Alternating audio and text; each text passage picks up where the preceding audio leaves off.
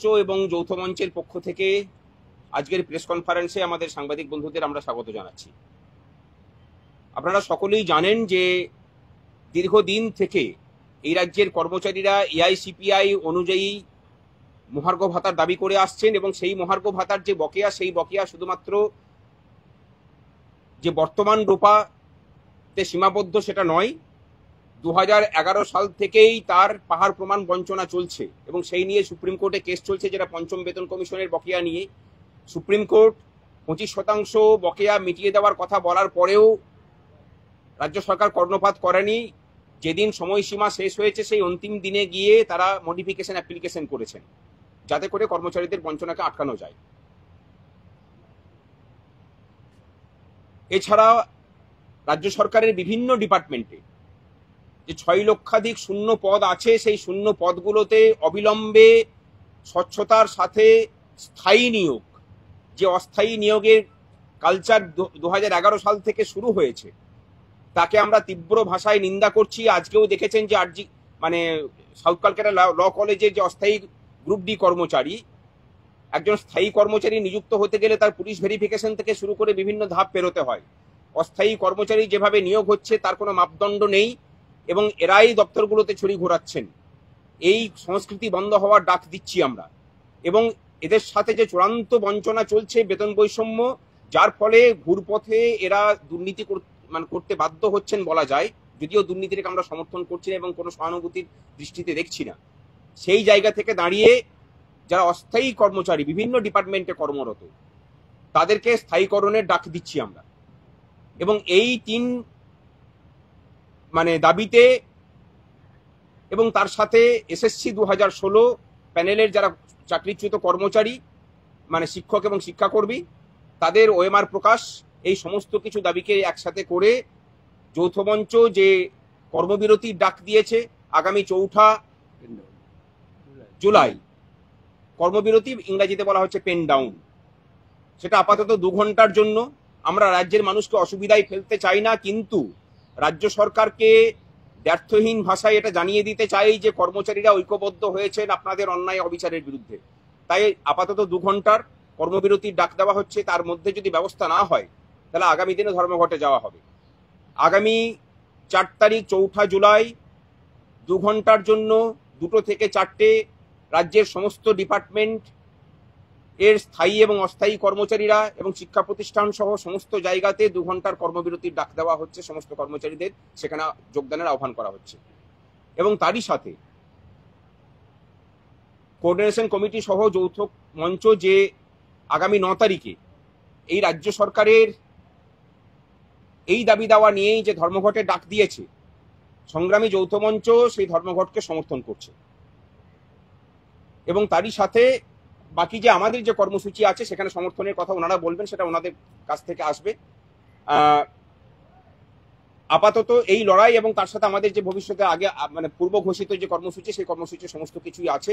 কিন্তু আমরা চাই যে অবিলম্বে সরকার এই সমস্ত দাবিগুলো মেনে নিক, অন্তত আলোচনার পরিসর তৈরি হোক। মুখ্যমন্ত্রী আমাদের সাথে আলোচনায় বসুন, মুখ্যমন্ত্রী তার সাথে মুখ্য সচিব এবং অর্থ সচিব আলোচনায় বসেই সমস্যার সমাধানের উদ্যোগ গ্রহণ করুন।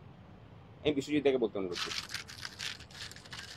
আমরা রাজ্য কোষাগার থেকে বেতনপ্রাপ্ত শ্রমিক, কর্মচারী, শিক্ষক, শিক্ষাকর্মীদের যে যৌথ মঞ্চ পশ্চিমবঙ্গের বুকে 6ষ্ঠ বেতন কমিশন গঠন থেকে কার্যকরী করা পর্যন্ত ধারাবাহিকভাবে আমরা লড়াই আন্দোলন করেছি।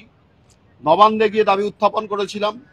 আমাদের নেতৃত্বদের বিদ্যুৎ দূরান্তে বদলি করা হয়েছিল। তা সত্ত্বেও 6ষ্ঠ বেতন কমিশন সামগ্রিক রাজ্যের কর্মচারীদের চাপে এই সরকার ঘোষণা করতে বাধ্য হয়েছিল। কিন্তু আমরা দেখছি আমাদের যে কেন্দ্রীয় হারে মহার্ঘ ভাতার যে ন্যায্য অধিকার, সেই অধিকারের উপরে তারা আক্রমণ নামাচ্ছেন। ফলে যৌথ মঞ্চগতভাবে আমরা গত 24শে জুন সারা রাজ্যব্যাপী 3 ঘন্টার অবস্থান কর্মসূচি রূপায়ণ করি এবং সেই কর্মসূচি থেকেই আমাদের সিদ্ধান্ত গ্রহণ করা হয় যে আগামী 4 জুলাই দুপুর 2টো থেকে 4টে পর্যন্ত 2 ঘন্টার পেন ডাউনের কর্মসূচি। সেই কর্মসূচি আমরা চাই রাজ্যের সমস্ত অংশের কর্মচারী, শিক্ষক মহাশয়গণ সম্মিলিতভাবে এই কর্মসূচি রূপায়ণ করি। এখানে দাঁড়িয়ে কোন সংগঠন, কোন মঞ্চ তাদের স্বাধীনভাবে লড়াই আন্দোলন দাবি উত্থাপিত হতেই পারে, কিন্তু কমন দাবির উপর দাঁড়িয়ে থেকে আমরা সম্মিলিতভাবে যদি এই সংগ্রামটা করতে পারি, গত 10ই মার্চ 2023 তারিখে আমরা ঐক্যবদ্ধ ধর্মঘট করেছিলাম। আগামী 4 জুলাই এই 2 ঘন্টা পেন ডাউনের মধ্যে দিয়ে মাননীয় ভাস্কর ঘোষ বলেছেন যে আমরা এই মুহূর্তে রাজ্যের জনগণকে বিব্রত করতে চাই না, ফলে আমরা 2 ঘন্টার পেন ডাউনের কর্মসূচি রেখেছি এবং এই দাবির মধ্যে দিয়ে মূলত কর্মচারীদের অধিকার আক্রান্ত হচ্ছে। সেই অধিকার প্রতিষ্ঠার জন্য 5ম বেতন কমিশনের মধ্যে দিয়ে কর্মচারীদের, শিক্ষক মহাশয়দের যে অধিকার দেওয়া হয়েছিল, আজকে 6ষ্ঠ বেতন কমিশনে সেই অধিকার কেড়ে নেওয়ার প্রক্রিয়া গ্রহণ করা হচ্ছে। তার বিরুদ্ধে এবং মহামান্য সুপ্রিম কোর্ট যে অন্তর্বর্তীকালীন রায় হিসাবে 25% এরিয়ারের অর্থ প্রদানের নির্দেশ দিয়েছিলেন, সেই সরকার আজকে তারা ভারতবর্ষের সংবিধানকে মানতে চান না বলেই সুপ্রিম কোর্টের নির্দেশকেও অমান্য করছেন। ফলে আমরা কর্মচারী হিসাবে, রাজ্যের সচেতন নাগরিক হিসাবে আমরা সংবিধান মনে করিয়ে দিতে চাই। আমরা মনে করিয়ে দিতে চাই যে এখনো পশ্চিমবঙ্গে প্রশ্ন করার মতো গণতান্ত্রিক বাতাবরণ যেটা আক্রান্ত হচ্ছে, সেটাকে অক্ষুণ্ণ রেখেই কর্মচারীরা নিজেদের দাবিতে যাতে আন্দোলন সংগঠিত করতে পারে, প্রশ্ন করতে পারে, সেই নিরিখেই আগামী 4 তারিখের 2 ঘন্টার পেন ডাউন।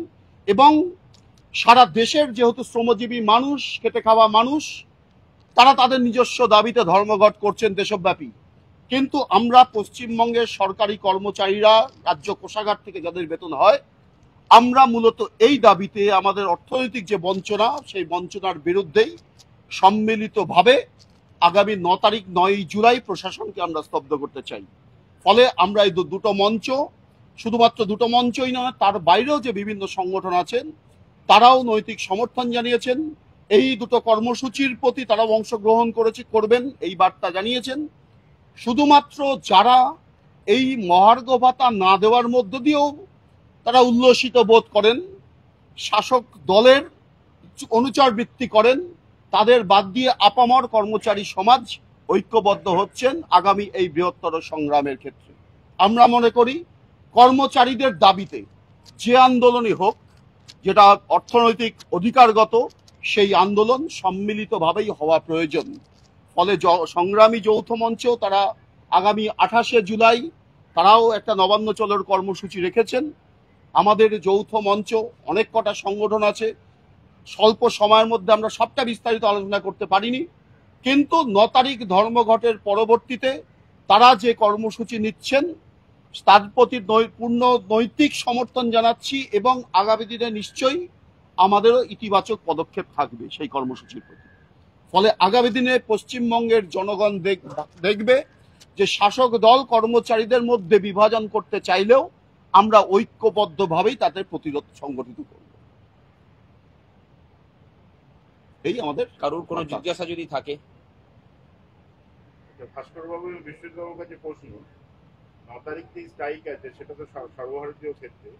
আগামী দিনে পশ্চিমবঙ্গে শুধুমাত্র শিক্ষক এবং কর্মচারী বা বেতনপ্রাপ্ত যে আপনি বললেন, তারা একত্রিত ভাবে কোনো কর্মসূচি, এখন বর্তমানে সংগ্রামী যৌথ মঞ্চ বা যৌথ মঞ্চ একটি বড় একটি নাম বা আন্দোলনের একটি রূপ, আপনারা কি কোনো কাছে স্ট্রাইক নোটিশ প্রদান করেছে একদম এই সুনির্দিষ্ট দাবি নিয়ে। ফলে সেই দাবিতে যৌথ আন্দোলন 9 তারিখেই হচ্ছে। পরবর্তী তো নিশ্চয়ই আন্দোলনের উত্তাপ যত বাড়বে, কর্মচারী তত বেশি সংঘবদ্ধ হবে। ফলে এটা আমাদের উভয়ের দায়িত্ব, কর্মচারীদের ঐক্যবদ্ধ করা, একত্রিত জায়গায় নিয়ে আসা, কমন দাবির উপর যৌথ আন্দোলন সংগঠিত করা। পথ চলা শুরু হচ্ছে। সরকার যেভাবে, যদিও এখন আর সেই বিভাজনটা নেই, ঐক্যবদ্ধ আন্দোলন এই রাজ্য 2023 সাল থেকেই দেখছে ধারাবাহিকভাবে, আগামী দিনেও হবে। আমরা সরকারের এই যে সুপ্রিম কোর্টকেও মান্যতা না দেওয়ার যে ধারাবাহিকতা চলছে বিভিন্ন ক্ষেত্রে, আদালতকে মানছে না, পার্লামেন্টকে মানে না, দেশের জনগণের অধিকারকে মানে না, সংবিধান মানে না, আমরা মনে করি যে কর্মচারীদের পক্ষ থেকে যে ঐক্যবদ্ধ প্রতিরোধ এই রাজ্যে আগামী দিনে দেখতে চলেছে, তাতে সরকারকে আমরা তাদের যে ন্যায় এবং নীতিবোধ সেটাকে স্মরণ করিয়ে দিতে পারবো এবং তাকে আইনের রাস্তায় নিয়ে এসে পরে তাকে গণতান্ত্রিক পরিকাঠামোর মধ্যে ঢুকিয়ে দিতে পারবো, এটুকু আশা করি। সরকার 25% বলেছে কোর্টে জমা রাখবে, মানে কর্মচারী শিক্ষকদের ভরসা নেই।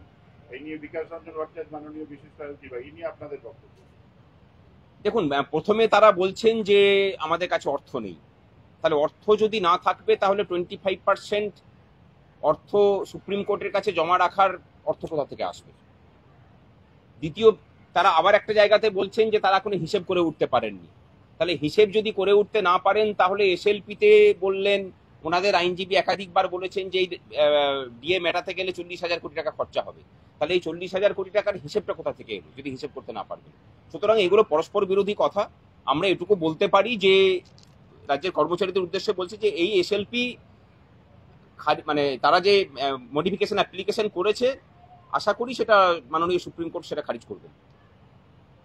কর্মচারীদের প্রতি সরকারের কি দৃষ্টিভঙ্গি, এই সুপ্রিম কোর্টে যে ডিক্লারেশন তারা জমা দিয়েছেন, রিভিউ পিটিশন জমা দিয়েছেন, তার মধ্যে দিয়েই পরিষ্কার কর্মচারীদের তারা বঞ্চিত করতে চান। আর আমাদের দায়িত্ব হচ্ছে আমাদের হকের পাওনা বুঝে নেওয়ার দুটো রাস্তা, আইনি রাস্তা, আইনি লড়াইয়ের মধ্যে দিয়ে জয় এসছে, কিন্তু সেটাকে ছিনিয়ে আনতে গেলে রাস্তার আন্দোলন প্রয়োজন। সেই ঐক্যবদ্ধভাবেই আমরা রাস্তার আন্দোলন নাচ্ছি। এবং তার থেকে বড় কথা হচ্ছে যে গণতান্ত্রিক কাঠামোতে আমরা কাজ করি, কর্মচারীরা তাদের কাজটা পুরোপুরি বুঝিয়ে দেন। সরকারের কাছ থেকে আমাদের পারিশ্রমিকটুকু আমাদেরকে বুঝে নিতে হবে। এর মধ্যে কোনো প্রেম পীড়িতের কোনো সম্পর্ক নেই, বিশেষ করে এই সরকারের সাথে। যারা মানুষকে, কর্মচারীদেরকে মানুষ বলেই মনে করে না, তাদের সাথে আবার পীড়িতের সম্পর্ক কি? সুতরাং সেই সম্পর্ক তারা কিভাবে দেখছেন, কোন ডাইমেনশন থেকে তারা সেই সম্পর্ককে বিশ্লেষণ করছেন, সেটা নিয়ে আমাদের কোনো একটা যায় আসে না। আমরা কাজ করি, কাজটা যেমন সরকার বুঝে নেয়, আমাদের পারিশ্রমিকটা সরকারকে বুঝিয়ে দেওয়া, এইটুকুর মধ্যেই সম্পর্ক সীমাবদ্ধ থাকা উচিত।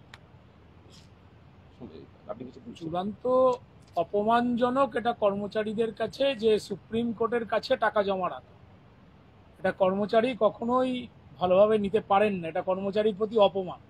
সেই অপমানেরই জবাব 4 তারিখ, 9 তারিখ এবং পরবর্তীতে নবান্ন অভিযান বা যে কোনো কর্মসূচি যা হবে যৌথ মানসিকতা থেকেই হবে।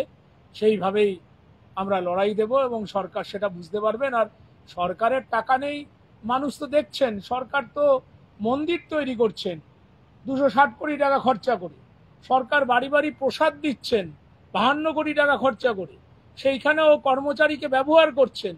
কর্মচারীকে যখন ব্যবহার করছেন তখন সরকারি দপ্তর থেকে প্রসাদের নাম হচ্ছে সুভেনির। এ কোথাও কোনো রাজ্যে কেউ কোথাও শুনেছে ভারতবর্ষে? পশ্চিমবাংলার কর্মচারীকে তাও করতে হচ্ছে, বাড়ি বাড়ি গিয়ে প্রসাদ দিতে হচ্ছে অথবা রেশন দোকান থেকে প্রসাদ দিতে হচ্ছে। সবই পারছেন সরকার, কোনো অসুবিধা নেই, কেবলমাত্র খালি আমাদের হকের পাওনাটা খালি দিতে পারছেন না। এবং উনি জিদ ধরেছেন যে এই টাকাটা দেবেন না, আর এই টাকাটা